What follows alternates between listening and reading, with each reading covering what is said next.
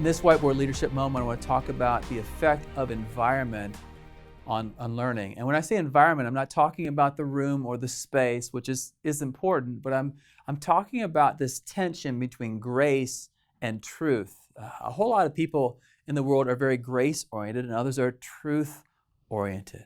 But it's important that Jesus was full of grace and truth, and our disciples have an experience in an environment that's full of grace and truth. They're not just encouraged, they're taught. They're not just challenged, they're loved.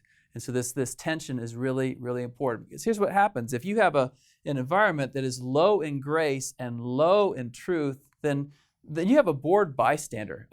They don't know what they're supposed to do, where they're supposed to head, how to take the truth they have and move forward in it. It's going to be a bored bystander, and they're going to be stagnant in their faith. But if there's too much grace and not enough truth, you've got these cozy consumers who are just, love on me, care for me, take care of me, and really all they're going to think about is themselves. If they're not full of truth, full of Scripture about how we live for something bigger than ourselves and how we're supposed to lay down our lives for our friends and how we're supposed to serve others and all the truths that are from Scripture, then we're going to have an apathetic group that just says, feed me, feed me, feed me. They're going to be consumers.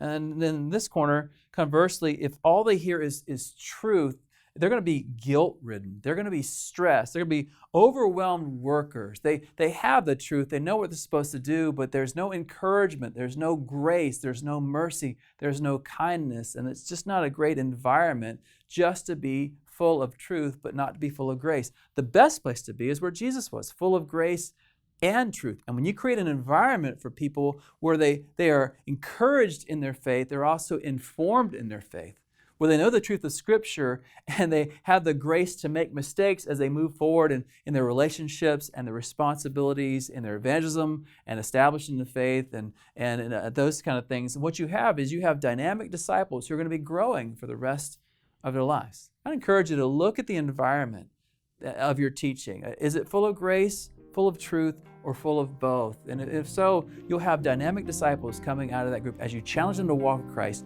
and you encourage them in their relationship with Jesus. This has been a Converge Whiteboard Leadership Moment. To learn more about Converge or to join us, check out converge.org.